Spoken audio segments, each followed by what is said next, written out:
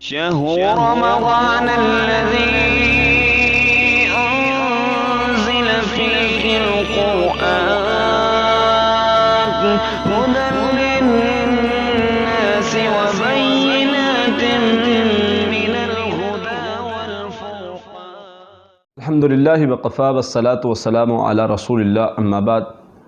اللہ تعالیٰ نے انسان کو دنیا میں بھیجا ہے تو اس کو اللہ تعالیٰ چاہتے ہیں کہ یہ دنیا میں کامیاب ہو جائے، اور یہ آخرت میں جو اللہ کے نیک بندے ہیں، یہ جو اللہ تعالیٰ جن کے ساتھ ہمدردی کرنا چاہتے ہیں، اللہ چاہتے ہیں کہ یہ جب آخرت میں اللہ کے پاس آئیں تو یہ کامیاب ہوں. اور اللہ چاہتا ہے کہ انسان کو اللہ تکلیف دینا نہیں چاہتا. جب بھی انسان کو تکلیف آتی ہے، پریشانی آتی ہے، مصیبت آتی ہے تو اس کا کوئی معنی اور مقصد ہوتا ہے. مصیبت، تکلیف، پریشانی جو ہے وہ بلا وجہ نہیں آتی. تو سب سے پہلی چیز اللہ کے نبی صلی اللہ علیہ وسلم نے فرمایا، انسان کے پاس دو نعمتیں ایسی ہیں جو بہت بڑی نعمتیں ہیں، لیکن انسان جو ہے ان کا فائدہ نہیں اٹھاتا، ان کی قدر نہیں کرتا. وہ دو نعمتیں کون سی ہیں جن کی انسان قدر نہیں کرتا؟ ہیں وہ بہت بڑی نعمتیں، لیکن انسان جو ہے ان کی قدر نہیں کرتا. سب سے پہلی صحت اور دوسری فراغت. صحت اور فراغت یہ دونوں نعمتیں بہت بڑی نعمتیں ہیں، لیکن فرمایا انسان ان کی قدر نہیں کرتا. تو ان دو نعمتوں کی نبی صلی اللہ علیہ وسلم نے ہمیں قدر کرنے کا حکم دیا. دوسری چیز نبی صلی اللہ علیہ وسلم نے فرمایا، جو بندہ چاہتا ہے کہ پریشانی کے وقت، مصیبت کے وقت، تکلیف کے وقت اللہ تعالیٰ اس کی مدد کرے، اللہ تعالیٰ اس کی دعا کو قبول کرے، تو اس کو چاہیے کہ جب آسانی میں ہو، جب وہ خوشحالی میں ہو، جب وہ اچھے حالات میں ہو، جب اس کی صحت اچھی ہے، جب اس کے پاس فراغت ہے، ان حالات میں اللہ کا شکر ادا کرتا رہے. جو ان حالات میں اللہ کا شکر ادا کرتا رہتا ہے، جو عام حالات میں اللہ کا شکر ادا کرتا رہتا ہے، جب اس پر مشکل اور مصیبت آتی ہے اللہ تعالیٰ اس کا ساتھ نہیں چھوڑتے. اللہ کا ایک نظام ہے. اللہ فرماتے ہیں جو ہمیں بلا دیتا ہے ہم اس کو بلا دیں گے، ہم اس کو بلا دیتے ہیں. اور جو اللہ کو یاد رکھتا ہے، جو خوشحالی کے وقت اللہ کو یاد رکھتا ہے، اللہ کا ذکر کرتا رہتا ہے، اللہ کا شکر کرتا رہتا ہے، اللہ اسے اکیلا نہیں چھوڑتے. پریشانیوں میں، تکلیفوں میں اللہ اکیلا نہیں چھوڑتے. تو اس لیے اگر آپ چاہتے ہیں کہ ہم پر جب بھی کبھی مشکل، پریشانی، تکلیف آئے اور اللہ ہمارا ساتھ دے، اللہ کی مدد ہمارے ساتھ رہے، تو پھر یاد رکھیے کبھی بھی جب ہمارے پاس خوشحالی ہے اس وقت کو ضائع نہ کیجئے. اس وقت میں اللہ کا شکر ادا کیجئے اور اللہ کا ذکر کیجئے. اور بیماری کو برا نہیں جاننا چاہیے. اگر بیماری آتی ہے، مریضوں کے لیے یہ چند باتیں ہیں کہ اگر کوئی بیماری آتی ہے تو اس کا کوئی مقصد ہے. اللہ نے کوئی بھی چیز بے وجہ نہیں پیدا کی. اللہ کے نبی صلی اللہ علیہ وسلم ایک صحابیہ کے پاس آئے تو وہ دیکھا، آقا علیہ السلام نے دیکھا کہ وہ بیمار تھیں.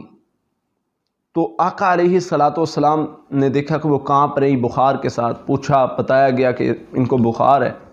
آپ نے فرمایا کہ اللہ تعالیٰ اس کو زیادہ نہ کرے، لیکن اس کو برا نہ کہو، یہ تمہارے گناہوں کو معاف کروانے والا ہے، یہ تمہارے گناہوں کو دھو دیتا ہے. تو فرمایا کہ اس سے جو ہے وہ تمہارے گناہ دھل جاتے ہیں، اس لیے بخار کو برا نہ کہو. یعنی اگر کوئی بیماری آتی ہے، تکلیف آتی ہے، تو وہ ہمارے گناہوں کو معاف کروانے کا سبب بنتی ہے، وہ ہمارے لیے باعث برکت بھی بن سکتی ہے. تو اس لیے فرمایا بخار کو یا کسی تکلیف کو برا نہ کہو. آقا علیہ السلام نے فرمایا، اللہ تعالیٰ فرماتے ہیں کہ بخار جو ہے وہ میری آگ میں سے ہے. تو جو میں مومنوں کو اس لیے یہ اس آزمائش سے گزارتا ہوں تاکہ وہ قیامت کو جہنم کی آگ سے بچ جائیں. تو اس لیے دنیا میں اگر کسی مومن کو، کسی مسلمان پر بخار آتا ہے تو اس کا مقصد اور فائدہ جو ہے وہ آخرت کو ملنے والا ہے. اس لیے کوئی بھی بیماری آتی ہے، کوئی بھی پریشانی آتی ہے، کوئی بھی تکلیف آتی ہے، اس پر صبر کرنا ہے. آقا علیہ السلام نے فرمایا، مومن جو ہے، مومن کی جو اللہ تعالیٰ کو بات پسند ہے، جو مومن اللہ کو پسند ہے، ان کی صفت کیا ہے کہ جب ان کے پاس خوشحالی آتی ہے تو وہ شکر کرتے ہیں، جب ان پر کوئی مصیبت آتی ہے تو وہ صبر کرتے ہیں. یہ ایسے لوگ اللہ کو پسند ہے. ہم نے ایسے لوگ بننا ہے اگر پریشانی آئی، تکلیف ہے، آزمائش ہے، تکلیف ہے، کوئی بھی مسئلہ ہے تو ہم نے صبر کرنا ہے، اور اگر اللہ نے خوشحالی دی ہے، ہمیں صحت دی ہے، فراغت دی ہے، تو ہم نے اللہ کا شکر ادا کرنا ہے۔ اس لیے ان باتوں کو ذہن میں رکھیں۔ آقا علیہ السلام نے فرمایا مسلمان کو اگر کوئی تکلیف آتی ہے، کوئی پریشانی آتی ہے، حتیٰ کہ ایک کانٹا بھی اس کو لگتا ہے، تو اس چیز پر، اتنی سی تکلیف پر بھی اللہ نے اسے اجر رکھا ہے، اس کے لیے اجر رکھا ہے۔ تو اس لیے کوئی بھی پریشانی آئے، کوئی بھی تکلیف آئے، کوئی مصیبت آئے، کوئی بیماری آئے، کیسا بھی مسئلہ ہے، اللہ کو نہیں بھلانا۔ اگر آپ کو اللہ نے صحت دی ہے، فراغت دی ہے، خوشحالی دی ہے، تو اس وقت میں آپ نے اللہ کو پکارنا ہے۔ اللہ کا وعدہ ہے جو ایسے وقت میں اللہ کو یاد رکھتا ہے، اللہ اس کی پریشانی میں اس کو نہیں بلاتے۔ جب بندے پر مصیبت آتی ہے اللہ اس کو نہیں بلاتے، اللہ کی مدد آتی ہے۔ اگر آپ چاہتے ہیں اللہ کی مدد آئے، اگر آپ چاہتے ہیں اللہ تعالیٰ تمہاری مدد کرے مشکل کے وقت، پریشانی کے وقت، مصیبت کے وقت، بیماری کے وقت، تو اللہ کو عام حالات میں یاد رکھو۔ عام جب آپ تندرست ہو تو اللہ کو یاد رکھو، اور اس کے ساتھ اللہ کا ذکر کرتے رہو۔ اللہ کو ذکر پسند ہے، اور جب بیماری آتی ہے تو صبر کرتے رہو۔ صبر کرنے والوں کے اللہ کا وعدہ ہے کہ میں صبر کرنے والوں کے ساتھ ہوں۔